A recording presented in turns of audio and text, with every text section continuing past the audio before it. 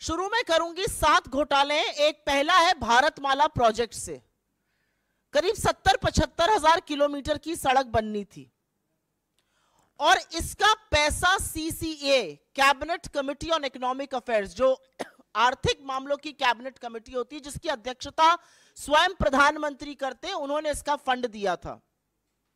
और फंड ही नहीं दिया था, वो इसमें पैसा खर्चा कैसे होता है उसकी निगरानी भी करते हैं।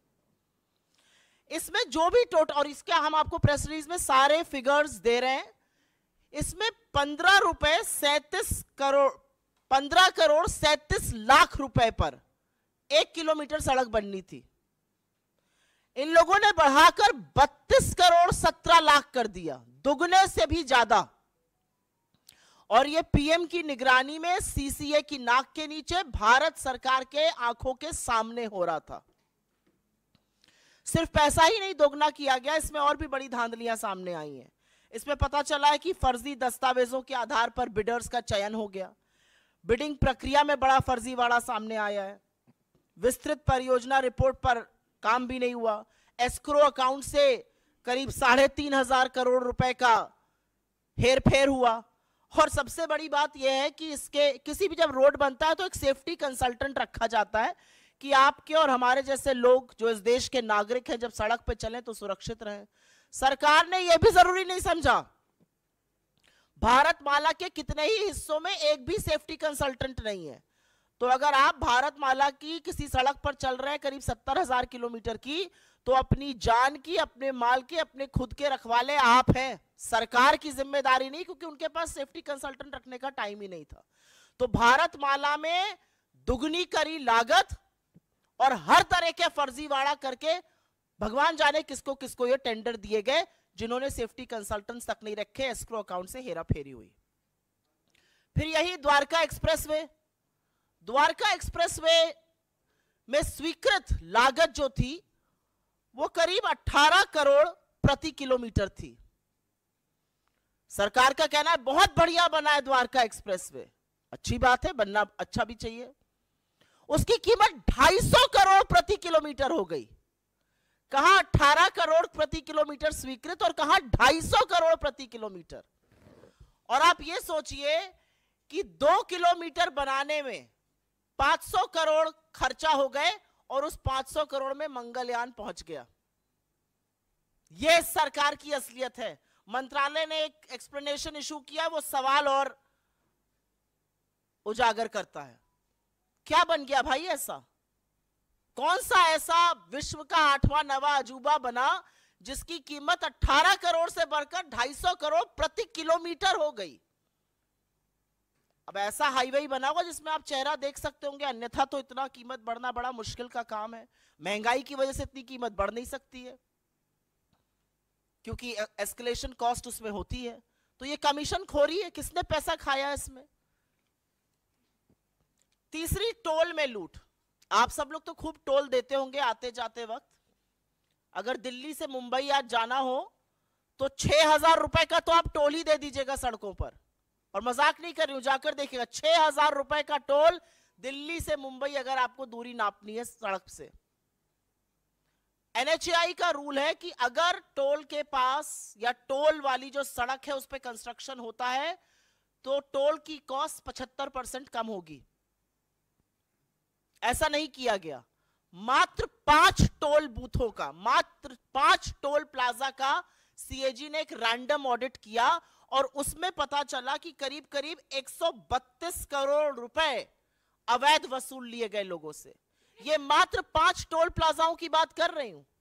अगर पूरे देश के टोल प्लाजाओं का ऑडिट हो जाए तो सोचिएगा कितना लाखों करोड़ों का गबन हुआ है। और सड़क पे कौन चल रहा है? सड़क पे धन्ना सेठ चल रहे हैं या आप जैसे और हमारे जैसे मध्यम वर्ग, निम्न मध्यम वर्ग, गरीब लोग चल रहे हैं बसों से, गाड़ियों से, और वो सारा कॉस्ट निकालता है। तो 132 करोड़ तो टोल में लूटे। और एक और ऑडिट में पता चला है कि करीब 135 करोड़ एनएचएआई ने राजस्व का नुकसान किया। एक कंसेशन अग्रीमेंट होता है वो कर करके। आयुष्मान भारत, पूरे वक्त लोकसभा में यही सुनाई दे रहा था, हर जगह प्रधानमंत्री इसकी बात करते हैं। ये तो घोटालों का योजना निकली। आयुष्मान भारत में 7.5 करोड़ लोगों का, 7.5 लाख लोगों का, सॉरी, एक नंबर से रजिस्ट्रेशन हुआ है। आप किसी भी आधार सेंटर जाइए, किसी भी आयुष्मान सेंटर जाइए, वो सबसे पहले आपसे आपका फोन नंबर पूछते हैं। एक नंबर से 7.5 लाख लोगों का रजिस्ट्रेशन।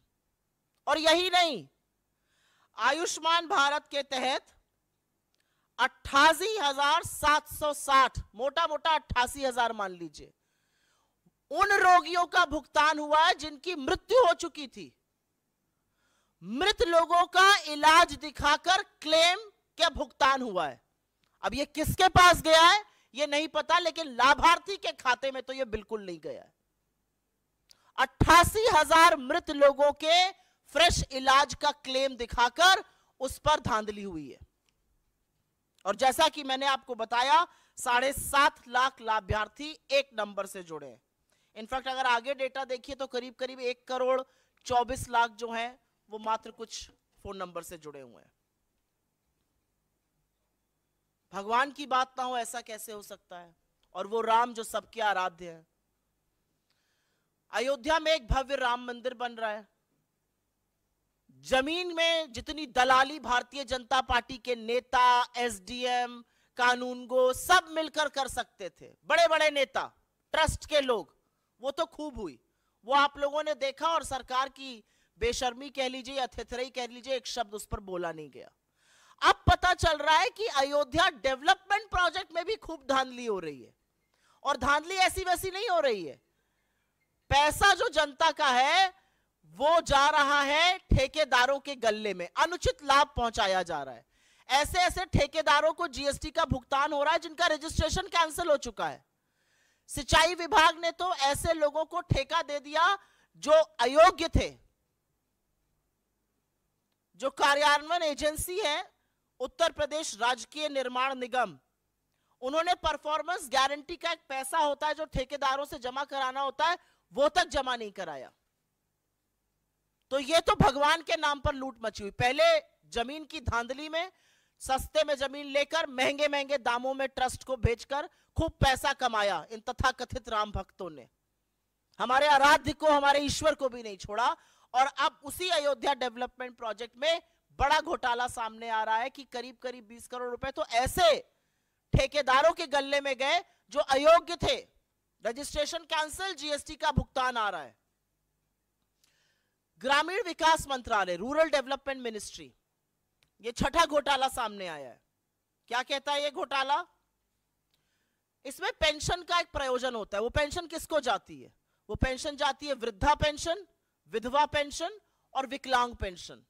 हर गांव में अगर आप आज की तारीख में चले जाइए तो आपको 10 लोग ऐसे मिल जाएंगे, वृद्धा, विकलांग, वृद्ध मिलाकर, जो कहेंगे हमारी पेंशन नहीं आ रही है। किसी भी जगह चले जाइए, वो कहेंगे हमारी पेंशन नहीं आ रही है। फिर हम उनको दिलासा देते हैं कि हम कुछ करते हैं, फिर हम डीएम को चिट्ठी लिखते हैं, फिर डीएम कहता है कि नहीं ऐसा आवंटित फंड कम हो गया है, क्या किया जाए। ऐसा तमाम जगह होता है, एटलीस्ट जहां जहां मैं जाती हूं वहां जरूर होता है। अब पता चल रहा है ऐसा क्यों हो रहा है?